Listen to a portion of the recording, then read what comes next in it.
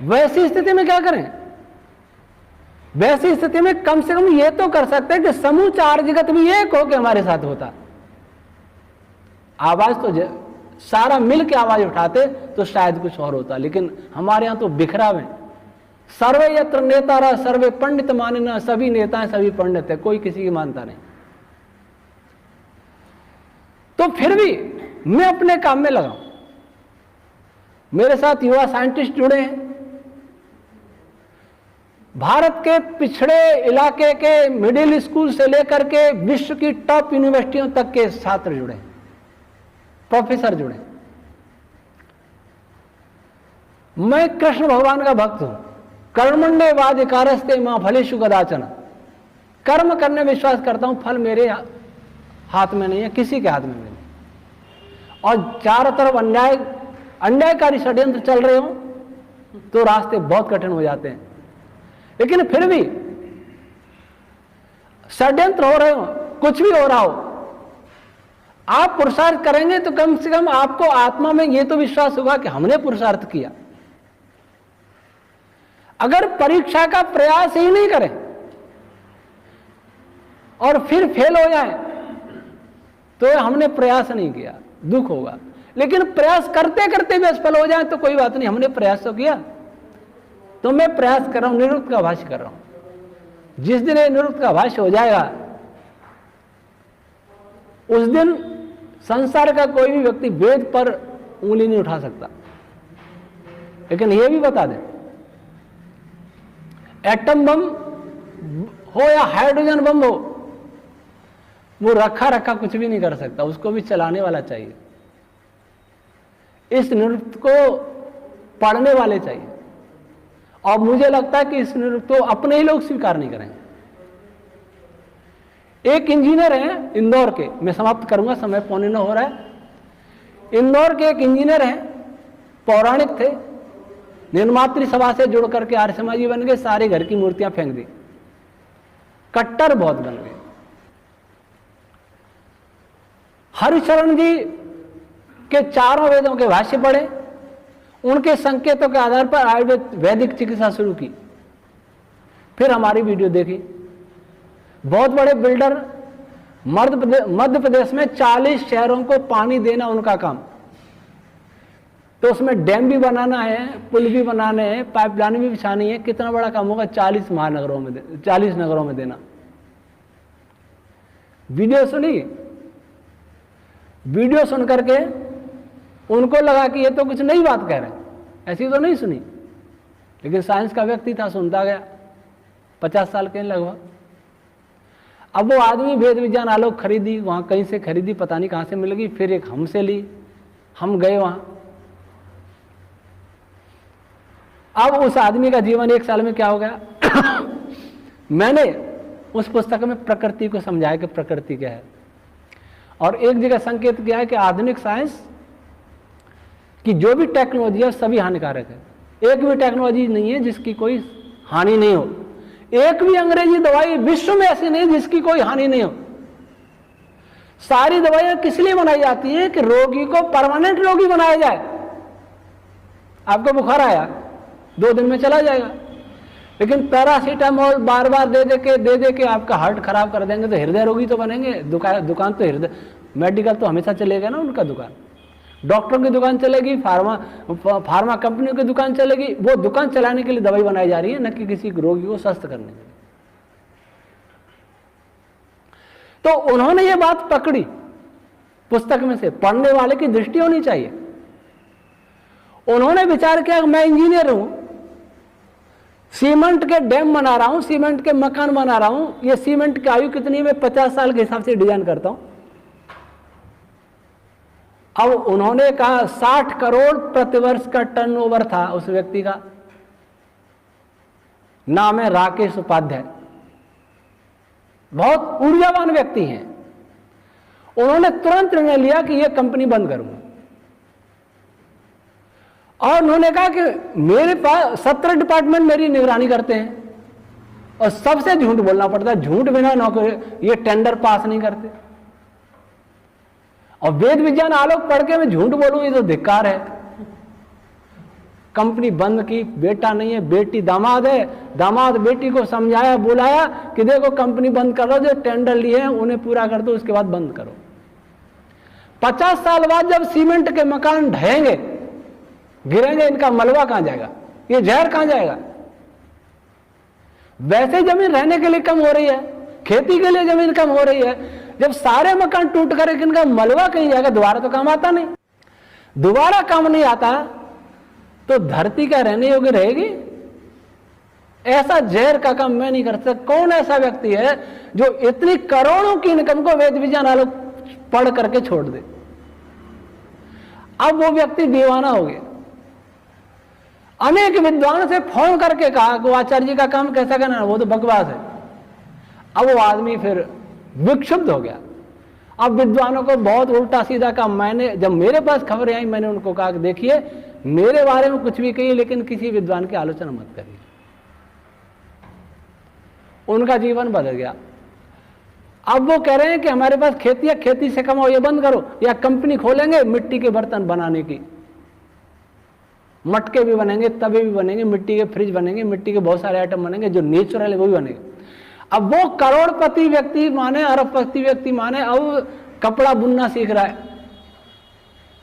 अपना गुरुकुल खोलेंगे जिसमें कपड़े भी बुनेंगे, जूते भी बनाएंगे, लोहार का काम भी होगा, बढ़ई का काम भी होगा, खेती का काम भी होगा, आयुर्वेद का काम, पंचगव्य काम हो, ये काम होगा। और उनके खेत में गन्ना, एक गन्ना 5-5 किलो का भी है जीवामृत से। उसको वो जीवामृत नहीं कहते, वो वैदिक खाद कहते, कि वेद आगे आना चाहिए। अब वो व्यक्ति दीवाना हो गया। अब सबसे लड़ने के लिए तैयार, हमारे पीछे सबसे लड़ने, किसी से भी लड़ने के लिए तैयार। पौराणिकों से झगड़ा, हमारे लोगों से झगड़ा, सबसे झगड़ा, वामसेव से झगड़ा, मुसलमान, सबसे झगड़ा करने के लिए तैयार। तो ऐसी मानसिकता हो कि जो सत्य है उसे ग्रहण किया, अवश्य किया जाए। ऋषि दयानंद ने वेद को समझा तो उन्होंने वेद के साथ कोई भी समझौता नहीं किया।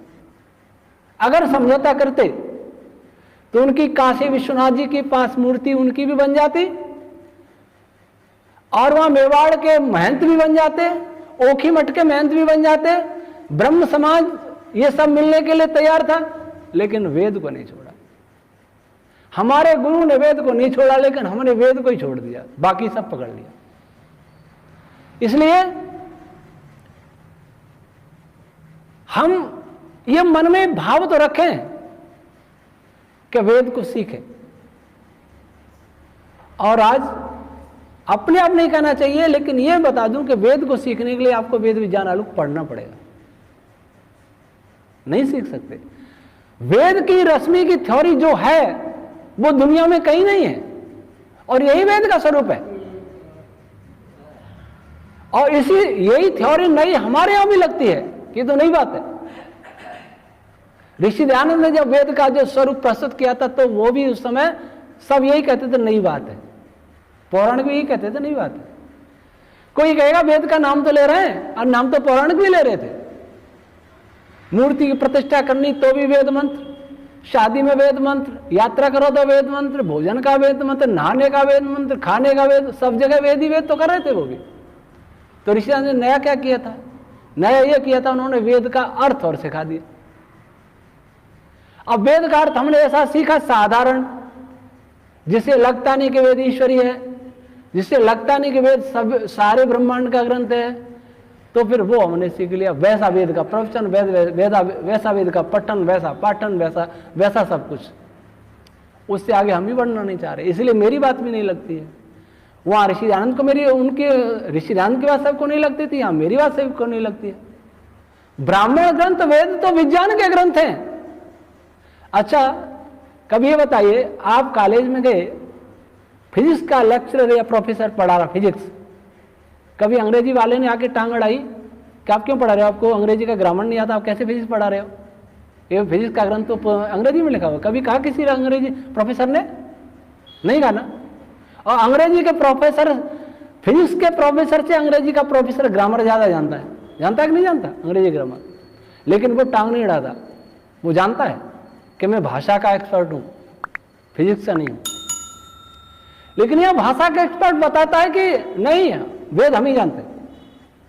क्यों? हमने व्याकरण पढ़ा, ये पढ़ा, वो पढ़ा, वो पढ़ा।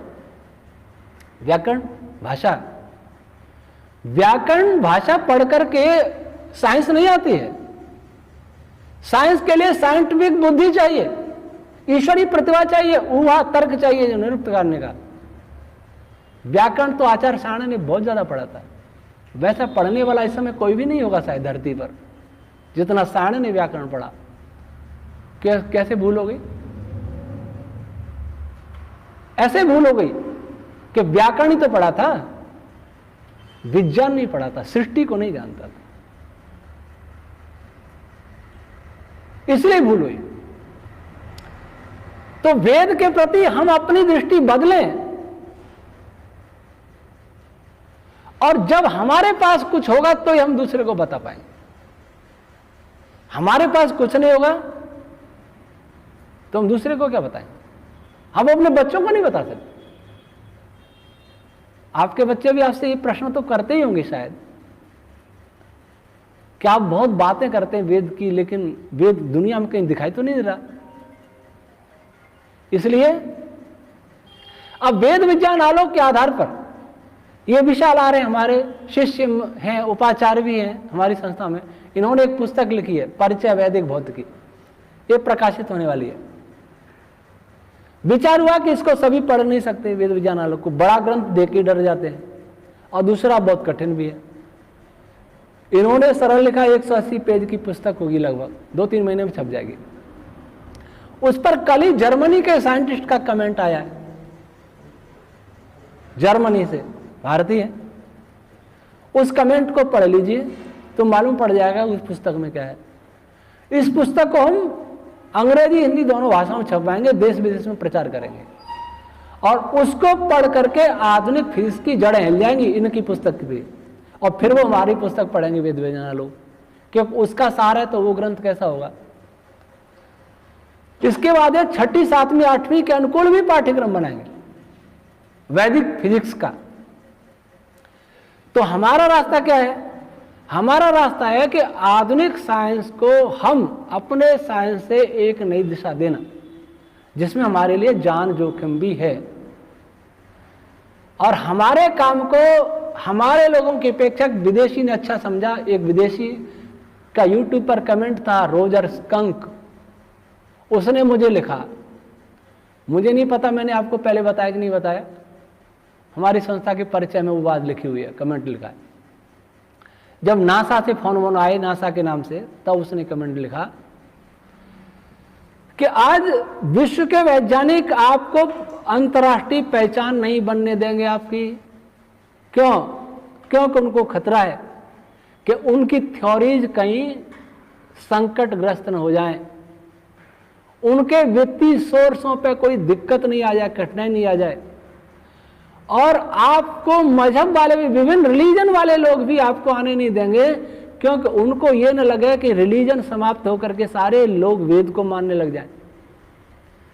साइंस वालों के लिए लिखा कि उनको ये डर है कि आप वैदिक साइंस जो 4000 वर्ष पुरानी है, उसकी दृष्टि में 4000 वर्ष पुरानी है, विदेशों की दृष्टि में, उसकी ओर न आने लग जाए और आधुनिक विज्ञान से लोग दूर हटने लग जाए। इसलिए वो कुछ भी कर सकते हैं, आपकी हत्या भी करवा सकते हैं, और वो हमें सावधान कर रहा है कि आप भोजन भी वहां करना जहां अपने सामने भोजन बनता हुआ देखें, चाहे वो अपना आपका कितना ही निकट क्यों न हो।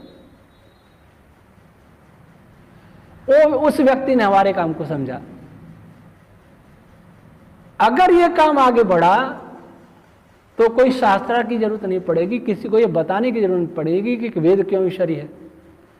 किसी की समझ में आएगा कि मेरा शरीर भी उन्हीं वेद मंत्रों से बना है जो वेद में लिखे, जो आर्य समाज जी बोलते हैं हवन में, संध्या में, या वेद पाठ करते हैं, या पौराणिक वेद पाठ करते हैं, तो वेद पर कोई प्रश्न नहीं करेगा। फिर तो हमें इस ओर प्रयास करना चाहिए। सारा विश्व में विज्ञान छाया हुआ है, विज्ञान के चकाचौंध में सारा विश्व है, और विज्ञान के चकाचौंध को हम अगर दूर कर सके वेद के विज्ञान से, या उसको नई दिशा दे सके, या उसके ऊपर भी एक नया चकाचौंध ला सके, तो हमारी विजय विजय है। और जब इल्यूमिनाटी के लोग हो, चाहे कोई हो, दुनिया के जो लोग हम पर शासन करना चाहते हैं या दुनिया पर शासन करना चाहते हैं, वो भी किसी कारण से हैं, वो 2-3 मिनट में, वो 2-4 मिनट में वो बता दूं। हमारे मिलने वाले कर्नल पूरन सिंह राठौड़, जिनको देखा था भीनमाल में, कौशिक जी ने, आनंद जी ने इल्यूमिनाटी के बारे में बताया था। वो लोग क्या सोचते हैं कि हम लोग असुरों के वंशज हैं वो, और हम देवों के हैं, और देव असुरों में हमेशा झगड़ा रहा। तो देवों ने हमें भारत से भगा दिया है, अब हम भारत को विनष्ट करेंगे। हम शक्तिशाली हो गए, हम यूरोप वाले, अमेरिका वाले, इजराइल वाले, हम शक्तिशाली हो गए, अब हम भारत को नष्ट करेंगे। और उसी के अंतर्गत, उसी योजना के अंतर्गत वो काम कर रहे हैं। विश्व एक, सरकार एक, उनकी नीति है। और डिपॉपुलेशन, विश्व में 50 करोड़ लोग बचे, बाकी सब मर जाएं, ये भी उनका एक, इस पर भी काम चल रहा है। गरीब सब मर जाए। तो जिनको ये लगता है कि वे असुरों के वंशज हैं, हम देवों के वंशज हैं, देवों ने कभी भारत से उनको भगाया, अब वो भारत में हमें मार करके मारे, इस नीति पर अगर काम चल रहा है, ये बात सही है, तो मैं बता दूं कि इसके पीछे भी बहुत सारी वेद संबंधी भ्रांतियां। कभी देव, असुर, गंधर्व, किन्नर सभी एक हैं, सभी का वंश एक है मूल में। अच्छा, सृष्टि की पहली पीढ़ी न देव थी, न गंधर्व थी, न किन्नर थी, कौन थी? सब एक थे। देव विद्वानों को कहते थे, लेकिन देव नाम का वर्ग भी है। मनुष्य के अंदर कैटेगरी भी देव है, राक्षस भी है, असुर भी है, गंधर्व भी है, नाग है, वृक्ष, पक्षी है, ऋक्ष है, वानर है, गृध है, ये सब श्रेणियां हैं मनुष्य की। कुछ शारीरिक बनावट में थोड़ा अंतर भी हो सकता है, आज भी है दुनिया में बनावट में अंतर। तो वो, और हमने भी क्या किया, हमने भी ऐसा किया कि रावण की निंदा करनी है तो इतनी निंदा करनी है कि उसकी अच्छी बात भी नहीं माननी। जब रावण को जलाते हैं तो सिर पे सींग भी लगा देंगे। वाल्मीकि, महर्षि वाल्मीकि लिखते रावण बहुत सुंदर था, बहुत तेजस्वी था, बहुत विद्वान था, भटक गया था, भोगवादी सभ्यता में चला गया था। वेद का विद्वान था, लेकिन वेद का ऐसा विद्वान था जैसे आज रह गए बहुत सारे। टेक्नोलॉजी में बहुत भारी था, पदार्थ विद्या में गया, अध्यात्म में कम रह गया, इसलिए वेद का दुरुपयोग हुआ। और रावण ने सीता जी को छेड़ा नहीं, 1 वर्ष तक छुआ तक नहीं। उसके लिए भी वाल्मीकि राम ने क्या मिलावट की कि नल कुबेर के शाप के कारण उसने नहीं छुआ, नहीं तो वो भ्रष्ट कर सकता था। अर्थात हमें किसी असुर या राक्षस के कोई गुण भी पसंद नहीं।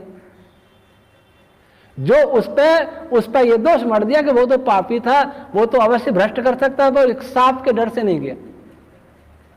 ऐसी बहुत सारी मनगढ़ंत कहानियां हमारे ग्रंथों में। और देव और असुर पदार्थों के भी नाम है ब्राह्मण ग्रंथों में, वहां कोई देवासुर संग्राम ब्राह्मण ग्रंथों में नहीं है। हमने वेदों से भी देवासुर संग्राम निकाल दिया, देव और असुरों को ऐसे बना दिया, तो आज वो दुश्मनी हमसे निकालेंगे। जब उनकी समझ में आएगा कि मूल में सभी मनुष्य तत्व एक है, सभी मनुष्य एक है। गलती हमसे ही हुई ना।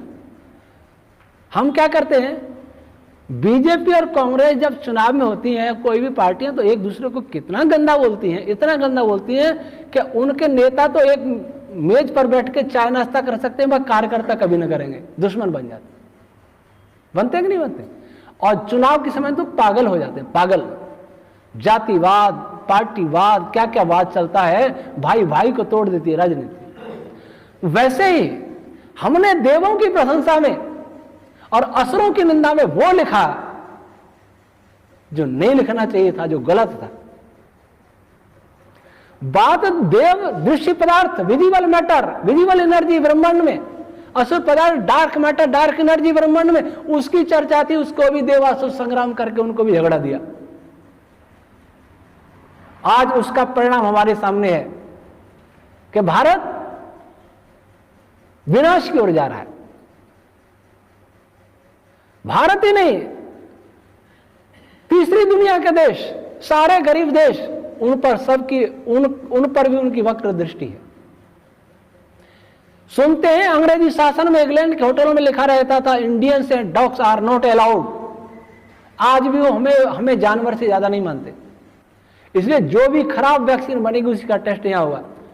और संभव है कई वैक्सीन तो यहां मारने के लिए आएंगी। किसी को कुछ लगी, सुना है कई तरह की वैक्सीन भारत में आ रही है। कई तरह की क्यों? कुछ को दूसरी लगाई जाएगी, किसी को तीसरी लगाई जाएगी, फिर टैटू लगाया जाएगा, क्वांटम टैटू, जिससे हमें गुलाम बनाया जाएगा। सब उन्हीं की साजिश है। तो सारा बिगाड़ हुआ है वेद और ऋषियों के ग्रंथों को गलत समझने के कारण हुआ है। तो उसको उपाय एक ही है कि ऋषियों के ग्रंथों को, वेदों को सही स्वरूप में संसार के सामने लाएं। लेकिन कब लाएंगे? तो हमारे पास सही स्वरूप होगा। जब हमारे पास सही स्वरूप कब होगा? जब हम एक दिशा में काम करेंगे। पर बताइए कहां हमारी दिशा एक है? कहीं जैसे मजहब बने एक एक बात को लेकर के, वैसे मजहब हमारे अंदर भी बन गए। आर्य समाज तो मजहब बना ही, आर्य समाज में भी अलग अलग धाराएं बन गई। वो अपने गुरु को मानेगा, कोई अपने गुरु को मानेगा। जैसे हमने ऋषियों को छोड़ के ऋषि दयानंद को एकमात्र मान लिया, वैसे ऋषि दयानंद को छोड़ करके आज विभिन्न गुरुओं को मान लिया। ऋषि दयानंद की नहीं मानी। ऋषि दयानंद की कुछ मानी तो ऋषियों की नहीं मानी, और ऋषियों की कुछ मानी तो वेद की नहीं मानी, अर्थात ईश्वर की नहीं मानी। और ईश्वर की जो है वही सत्य है, बाकी में कहीं ना कहीं भूल हो सकती है। और ऋषि दयानंद ने क्या कहा? मानव उन्नति का सत्य उपदेश से बढ़कर दूसरा कोई कारण नहीं है। सत्याप्रकाश की भूमिका में लिखा। और इस सत्य के लिए उन्होंने अपना सर्वस्व होम दिया। इन नियमों पढ़ो, सत्य सत्य कितनी बार आ रहा है, कहीं सत्य आ रहा है, कहीं सत्य आ रहा है, इसमें आ रहा है। वो रोई हमसे छूट गया। और सत्य का पता केवल और केवल वेद से लगता है, वो छूट गया। इसलिए हमें पुरुषार्थ करना पड़ेगा। केवल थोड़ा सुना, थोड़ा पढ़ा, इससे काम नहीं चलेगा। थोड़ा पढ़ के प्रचार करने लगे, इससे काम नहीं। जो प्रचार कर रहे हैं वो करते रहें, लेकिन जो प्रतिभाशाली हैं उनका तो दायित्व है कि जो इस काम को कर सकते हैं करें, और नहीं कर सकते तो ये तो कह दें कि हम नहीं कर सकते। जो कर रहा है उसको सहयोग करेंगे। महर्षि आनंद ने क्या कहा? सब धर्मात्मा हो सकते हैं पर सब विद्वान नहीं हो सकते। पर जो विद्वान नहीं हो सकते वे तो कहते हैं कि हम नहीं हो सकते। आप कर रहे हैं आप करिए, कोई और करे और करिए। हमें एक दिशा में चलना पड़ेगा। हमारी दिशा वेद की तरफ होनी चाहिए, केवल वेद की तरफ। उस बीच में जो भी आए उनका स्वागत है। कोई भी ग्रंथ हम यहां से दिल्ली जाएंगे, रास्ते में बहुत सारे मकान पड़ेंगे, बिल्डिंगें पड़ेंगी, रोड पड़ेंगे, लेकिन हमारी दिशा दिल्ली की तरफ होनी चाहिए। आगरा की तरफ होगी तो दिल्ली नहीं पहुंचेंगे। लेकिन हम उन मकानों में उलझते रह गए, उन्हीं में भटकते रह गए, उन्हीं में किन्हीं से इधर मिलना इधर मिलना इधर मिलना, उसी में रह गए। मिलिए पर हमारी दिशा वहां रहे। तो केवल विश्व में वेद की प्रतिष्ठा का एकमात्र उपाय है कि पहले उस प्रतिष्ठा करने योग्य ग्रंथ की स्वयं प्रतिष्ठा हमारे दिलों में हो जाए, हमारे दिमाग में हो जाए। दिल और दिमाग में हो जाएगी। दिल दिमाग में जब होगी जब हमारे अंदर कोई शंका नहीं रहेगी, तभी हमारी उसकी प्रतिष्ठा हमारे परिवार में होगी। हम मैकाले को अपनाएंगे तो सही, क्योंकि हमारे यहाँ अभी विकल्प नहीं है, लेकिन मन में ये जरूर सोचेंगे कि हम मजबूरी में कर रहे हैं।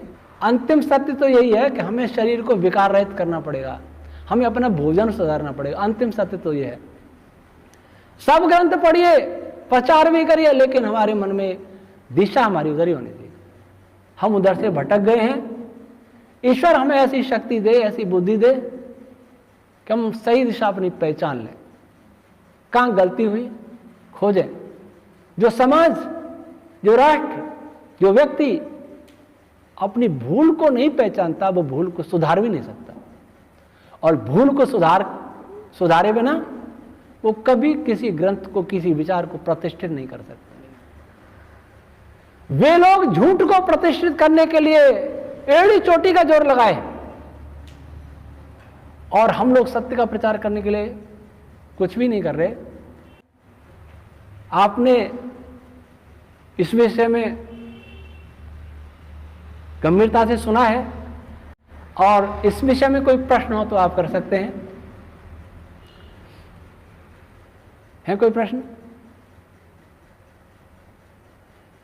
मैं पढ़ता था तो अपने फिजिक्स की पुस्तकों में केमिस्ट भी शंका करता था।